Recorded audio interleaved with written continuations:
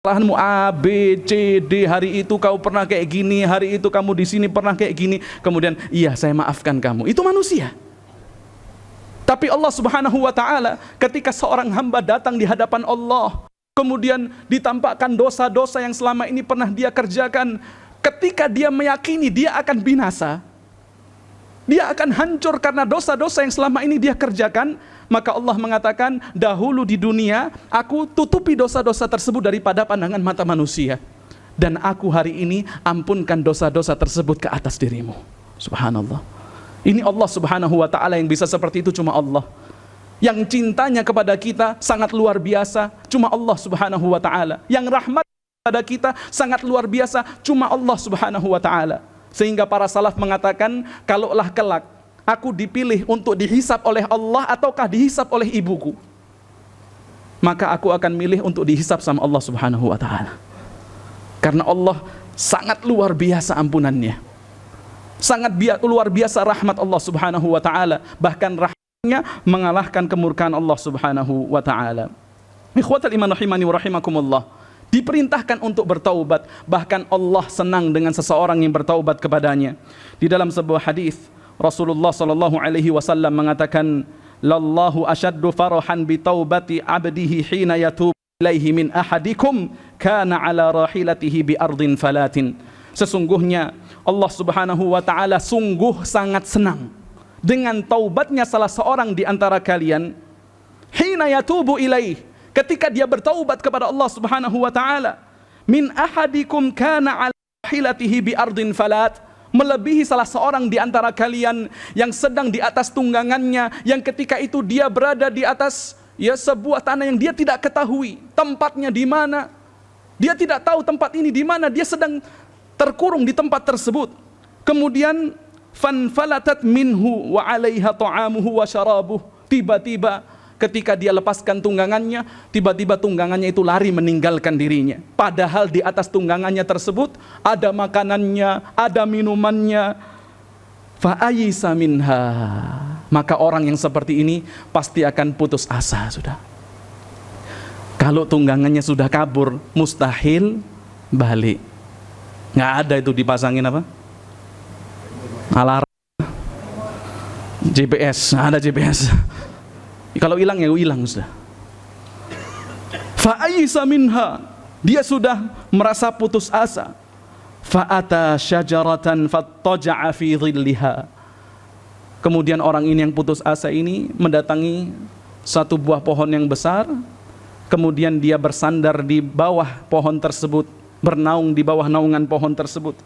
Wa qad ayisa min rahilatihi, dia sudah putus asa daripada tunggangannya yang pergi meninggalkan dia. Fabainama huwa kadzalik, ketika dia dalam kondisi seperti itu, idh huwa biha qa'imah indahu, tiba-tiba dia mendapati tunggangannya itu berada tepat di hadapan dirinya sedang berdiri. Coba bayangin Pak, kalau antum dalam kondisi seperti orang ini Pak, sudah putus asa, dia senderan di pohon itu, bukan kemudian mengharapkan tunggangannya balik, enggak. Apa yang dia tunggu? Para ulama mengatakan dia telah menunggu kematian datang kepada dirinya.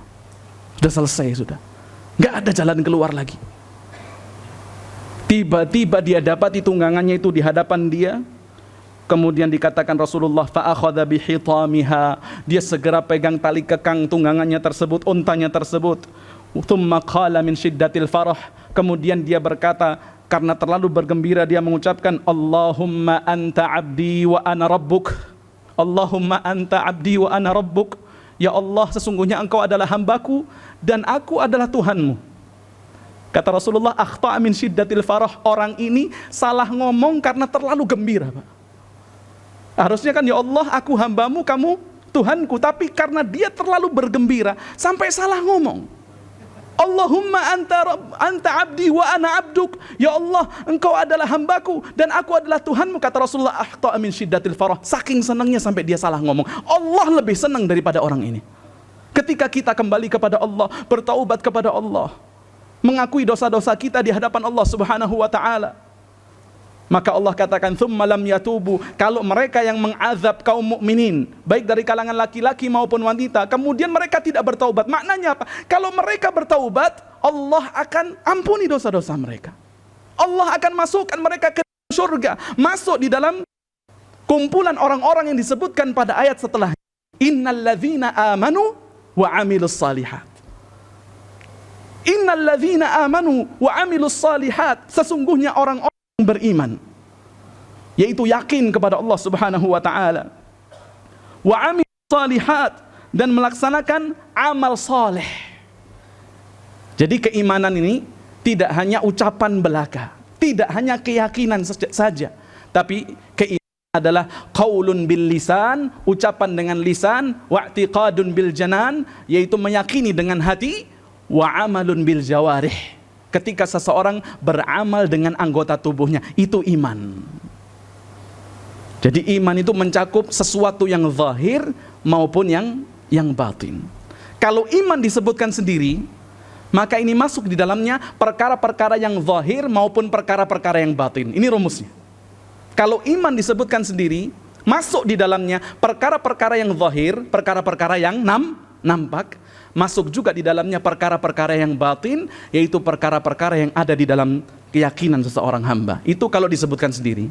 Tapi kalau iman disebutkan bersama Islam, kan gitu ya, maka iman yang dimaksud adalah amal hati, iman kepada Allah, iman kepada malaikat, yang ya rukun iman yang 6 itu. Dan Islam, yang dimaksud Islam adalah yaitu mengucapkan 2 kalimat syahadat, mengerjakan sholat, kemudian menunaikan zakat, melaksanakan puasa Ramadan, dan melaksanakan haji ke Baitillahil Haram. Jadi iman sama Islam kalau disebutkan ya bersamaan, iman yang dimaksud adalah segala sesuatu yang mencakup perkara-perkara batin, Islam adalah segala sesuatu yang mencakup perkara-perkara zahir. Namun ketika iman disebutkan sendiri, maka masuk di dalamnya perkara zahir maupun batin. Innalladzina amanu, sesungguhnya mereka yang beriman kepada Allah Subhanahu wa taala, yaitu alladzina aqarru bi tauhidillah, yaitu mereka yang mengakui kemahaesaan Allah Subhanahu wa taala.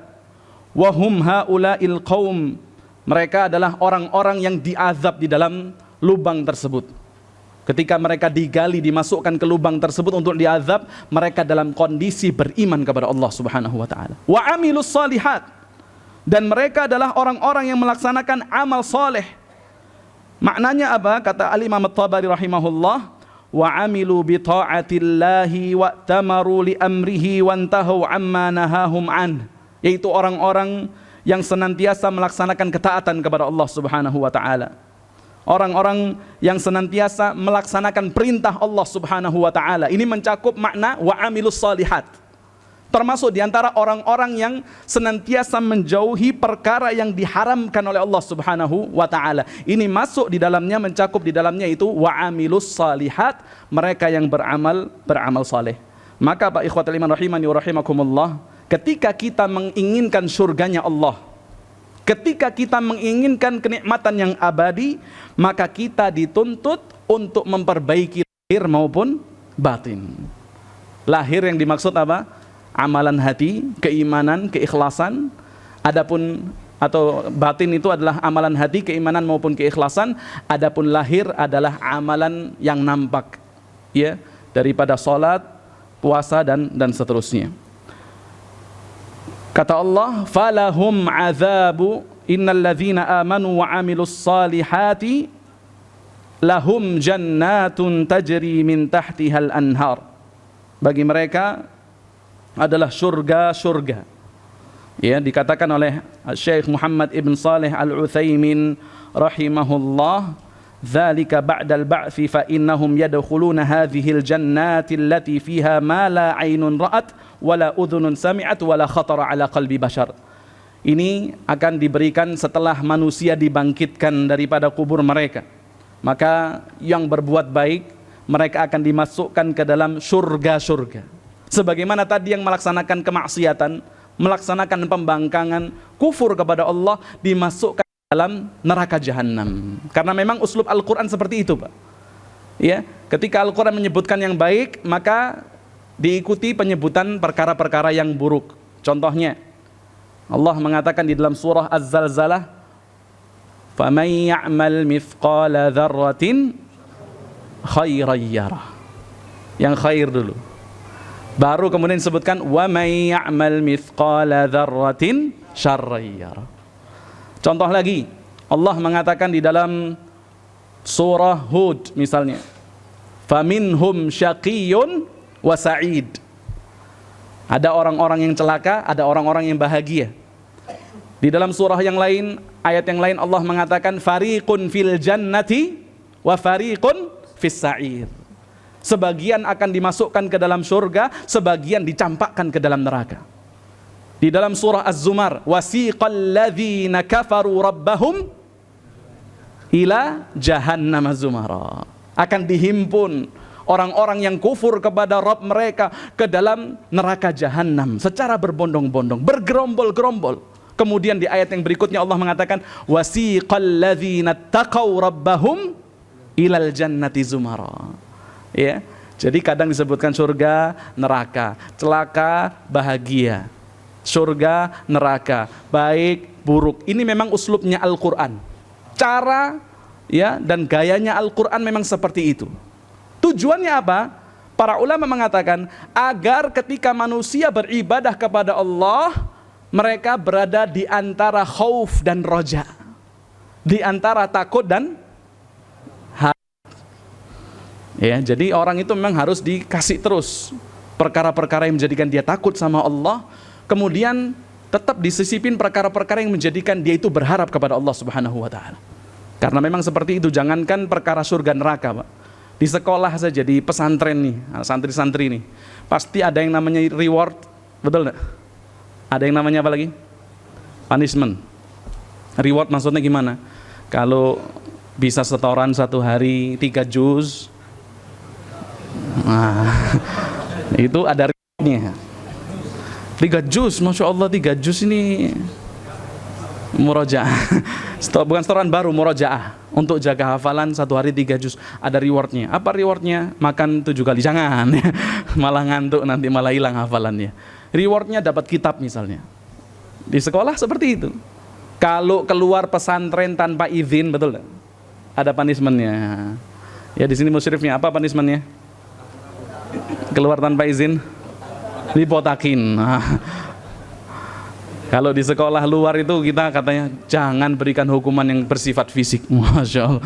Akhirnya kayak gitu anaknya udah. Ya. Punishmentnya ada, rewardnya aja. Jangankan di sekolah, di kantor juga seperti itu. Kalau menjadi pegawai teladan ada rewardnya. Ini pegawai mau wales, tidak pernah laporan tepat waktu, datang selalu telat. Ya pasti ada punishmentnya kalau seperti itu. Coba bayangin Pak, kalau di perusahaan atau di pesantren deh, tidak ada rewardnya, tidak ada punishmentnya. Ini santri semaunya sendiri. Waktu ngaji tidur, waktu tidur main volley. Tapi ketika ada reward, ada punishmentnya jelas. Seperti itu juga seorang ketika beribadah kepada Allah, hendaknya berada di antara 2 perkara, yaitu al-khauf war raja, takut dan harap. Takut yang dimaksud adalah takut yang menjadikan orang melaksanakan ibadah, bukan takut yang kebablasan, bukan takut yang menjadikan seseorang putus asa dari rahmat Allah. Ini salah. Banyak orang yang takut kemudian nggak mau ini, nggak mau itu, nggak mau ketemu orang. Ini salah juga. Ini takut yang tidak didasari dengan syariat. Tapi takut yang dimaksudkan adalah takut yang dikoridori oleh syariat, takut yang menjadikan seseorang melaksanakan amal ketaatan kepada Allah Subhanahu wa taala. Termasuk diantaranya ar-raja, yaitu harap. Hendaknya seseorang berharap rahmat Allah, seseorang berharap kasih sayang Allah, seseorang berharap pahala Allah Subhanahu wa taala. Makanya di puasa Ramadan, Rasulullah SAW mengatakan, "Man shoma Ramadhana imanan wahtisaba." Siapa yang puasa Ramadan dengan keimanan dan ihtisab tuh, disuruh berharap rahmat Allah, disuruh berharap pahala dari Allah. Ghufira lahu ma taqaddama min dzambi. Akan diampunkan untuknya perkara-perkara yang telah lalu daripada dosa-dosa yang dia kerjakan. Ya. Jadi seseorang ibadah itu harus di antara takut dan harap. Allah mengatakan lahum jannatun tajri min tahtihal anhar. Bagi mereka surga atau al-basatin, ya, kebun-kebun yang mengalir di bawahnya sungai-sungai. Dikatakan mengalir di bawahnya sungai-sungai, kata Syekh Muhammad bin Shalih Al-Utsaimin, ay min tahti asjariha wa qusuriha, yaitu mengalir di bawah pohon-pohonnya, Masya Allah, di bawah istana-istananya itu mengalir sungai. Dan tidak dikatakan satu sungai, dikatakan tajri min tahtihal anhar. Dan sungai di surga, Pak, beda dengan sungai di dunia.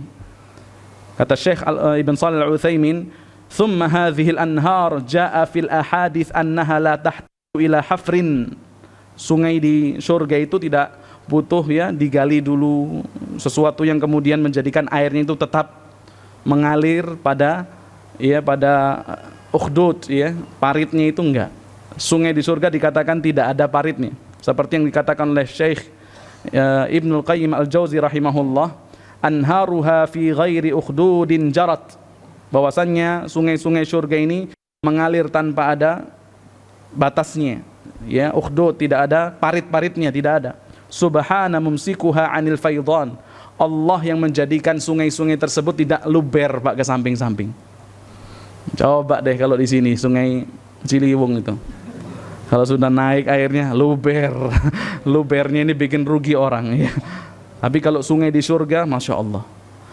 Al-anharu fil ma'rufi indana, adapun sungai yang ada di sekitar kita, kata Syekh Ibn Shalih Al-Utsaimin, yaitu sungai yang memiliki, ya, parit samping kanan maupun samping kiri, ya. Wal anharu hadhihi fi hadhil ayah fi ayatin katsirah mujmalah, dan sungai di sini tidak hanya satu sungai, tapi ada banyak sungai yang mana airnya itu macam-macam, Pak. Kalau kita mau lihat di dalam surah Muhammad ayat 15, itu air yang mengalir di sungai tersebut ada 4 macam. Allah berfirman, mathalul jannati allati wu'idal muttaqun, permisalan surga yang Allah janjikan untuk mereka yang bertakwa kepada Allah Jalla wa Ala, fiha anharum mim ma'in ghairi asin, ya, mengalir di atasnya itu, di dalamnya itu air yang tawar. Nah, kemudian yang kedua, wa anharum min labanil lam yataghayyar ta'muh, mengalir di dalamnya itu susu yang rasanya tidak pernah berubah. Jangan dibayangin kalau antum bikin susu malam ini, antum nggak minum atau sisa, kemudian antum minum besok, rasanya gimana? Asam. Mau diminum asam, mau nggak diminum mubazir, diminum sakit perut. Sungai atau susu di dunia, tapi susu di surga min labanil lam yataghayyar ta'muh, yang rasanya itu tidak pernah berubah. Wa anharum min khamril ladzatil lisyaribin, sungai daripada khamr yang lezat untuk diminum, Pak. Ya, beda dengan khamr di dunia. Orang minum khamr di dunia katanya loh, ya, ini kita nggak pernah, katanya pahit katanya. Wallahu alam. Udah gitu udah pahit, teler. Bikin pusing. Bukan tambah selesai masalah, bikin tambah masalah. Kalau khamr di surga, la yusadda'una anha wa la yunzifun, nah bikin pusing. Kemudian apa? Sungai wa anharum min asalim musaffa, sungai dari madu yang asli. Kalau di dunia antum ada madu macam-macam, Pak. Madu asli, madu palsu. Tapi kalau di sono madunya semua asli. Bahkan kalau di madu juga enak di sana itu. Wallah, lo bener, di madu saja senang, apalagi madu. Di dunia nggak ada yang mau di madu. Di surga, kalaupun di madu tidak ada lagi yang namanya cemburu, betul nggak? Masya Allah, betul. Nggak ada lagi, Allah tarik itu, Allah bersihkan rasa hasad yang ada di dalam dada-dada penghuni surga. Madunya itu asli sekali. Kemudian Allah katakan, dzalikal fawzul azim, yang demikian itu merupakan kemenangan yang besar, ya. Dzalikal fawzul kabir, kemenangan yang besar, yaitu al-musyaru ilaihil jannat wa ma fiha minan na'im. Yang dimaksud al-fauz di sini adalah surga dan apapun yang ada di dalam surga berupa kenikmatan-kenikmatan. Kenikmatan yang sangat luar biasa, yang tidak dapat dibandingkan dengan kenikmatan dunia. Antum kalau mendengar di dalam Al-Quran Allah menceritakan tentang buah rumman misalnya, atau buah pisang, apalagi buah apa yang ada dalam surga? Anggur. Ini cuma sama sebatas penamaan saja. Bentuknya tentu beda, rasanya beda, ukurannya beda.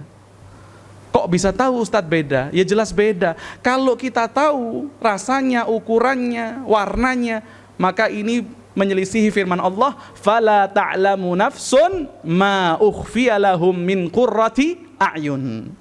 Yang masuk ke dalam surga itu mereka tidak tahu apa yang Allah subhanahu wa ta'ala sediakan untuk mereka. Segala sesuatu yang menjadikan pandangan mereka ridha ketika melihat pemandangan-pemandangan tersebut. Jazaa'an bima kanu ya'malun, sebagai balasan atas apa-apa yang mereka kerjakan. Jadi al-fawzul kabir yang dimaksud itu surga, Pak. Kesuksesan yang paling besar itu surga. Ketika antum misalnya sukses dapat tender kerjaan, itu ya katakan sukses lah. Tapi kesuksesannya tidak ada bandingannya dengan kesuksesan berupa surga. Ketika antum misalnya ranking 1, sukses itu, iya. Tapi apakah itu al-fawzul kabir? Nanti dulu. Kalau dibandingkan dengan surga, nggak ada apa-apanya. Ketika antum misalnya sukses untuk beli satu rumah impian, Taib katakan itu sukses. Tapi sukses di sini jauh dari yang dikatakan al-fawzul kabir, kesuksesan yang sangat besar karena berkaitan dengan surga. Makanya Allah Subhanahu wa taala mengatakan faman zuhziha 'anin nari wa udkhilal jannata faqad faz. Siapa yang dimasukkan ke dalam surga, dijauhkan dari neraka, faqad faz, sungguh dia telah beruntung. Allah tutup firman-Nya dengan mengatakan wamal hayatud dunya illa mata'ul ghurur, dan tidaklah kehidupan dunia, kesuksesan dunia tadi, apa yang kamu dapatkan di dunia tadi berupa rumah, kendaraan, pangkat, kedudukan dan seterusnya, illa mata'ul ghurur, kecuali al-mata'. Apa itu mata'? Dikatakan oleh para tafsir, mata itu adalah syai'un, sesuatu, syai'un intafa'a bihi thumma yantahi, sesuatu yang dimanfaatkan, syai'un yuntafa'u bih, sesuatu yang dimanfaatkan, thumma yantahi, kemudian habis. Itu mata. Dan mata yang terbaik di dunia itu apa? Wa khairu mata'iha al-mar'atus salih. Tapi tetap dia mata. Tetap dia apa? Mata. Yaitu kadang habis. Habis apa? Kesabarannya. Ya, Masya Allah, kadang sama suaminya sabarnya luar biasa, tapi kesabarannya kadang habis. Tapi Masya Allah ya, itu perhiasan yang paling baik yang dapat dimiliki oleh seseorang, yaitu al-mar'atus salihah. Tapi tetap semua yang ada di dunia kenikmatannya itu sifatnya mata, kemudian al-ghurur, sesuatu yang menipu. Yakni alladhi bihin najah min kulli marhubin wa husuli kulli matlub. Kesuksesan yang hakiki itu ketika seseorang diselamatkan daripada sesuatu yang dia takuti. Yang dia takuti berupa neraka. Wa husul, dan mendapatkan kulla matlub, sesuatu yang dia inginkan. Apa itu? Surga. Li'annal fawz huwa ibaratun an husulil matlub wa zawalil makruh. Karena al-fawz ya, kesuksesan, kemenangan yang hakiki adalah ketika seseorang mendapatkan sesuatu yang dia inginkan dan terhindar daripada sesuatu yang dia takuti. Tidak ada keinginan yang terbesar, Pak, bagi seorang mukmin kecuali surganya Allah Subhanahu wa ta'ala. Makanya para sahabat kalau suruh berkorban, apa saja mereka korbankan. Harta korbankan, jiwa mereka korbankan, keluarga mereka korbankan. Kenapa? Karena balasannya itu sesuatu yang senantiasa mereka inginkan dan idam-idamkan, berupa surganya Allah Subhanahu wa ta'ala. Kemudian al-fauz yang hakiki adalah wazil makruh, hilangnya sesuatu yang dibenci. Dan tidak ada sesuatu yang paling dibenci oleh seorang mukmin, ya, melebihi nerakanya Allah Subhanahu wa ta'ala. Wal jannatu kadzalik, dan surga sifatnya seperti itu. Fiha kulli matlub, di dalamnya ada segala sesuatu yang diinginkan. Wa qad zala anha kulli marhub, siapapun yang masuk ke dalam surga maka dia telah terselamatkan daripada perkara yang paling dia takuti. Fala yadzuquna fihal maut, ini contohnya. Orang yang masuk surga tidak ada lagi akan merasakan kematian, ya. Kalau udah masuk surga nggak mati lagi. Sama, kalau masuk neraka juga nggak mati lagi. Tapi kalau masuk surga nggak mati lagi untuk merasakan kenikmatan. Kalau masuk neraka nggak mati lagi memang, tapi apa? Kehidupannya untuk merasakan siksa dan azab. Sama-sama tidak ada kematian. Walal marad, tidak ada yang namanya sakit. Kemudian walal ham, nggak ada yang namanya gundah gulana.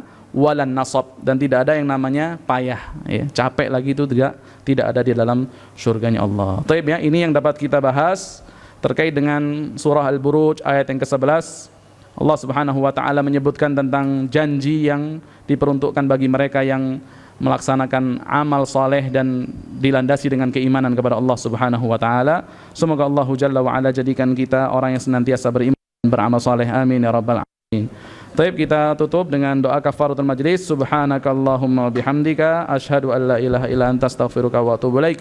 Assalamualaikum warahmatullahi wabarakatuh.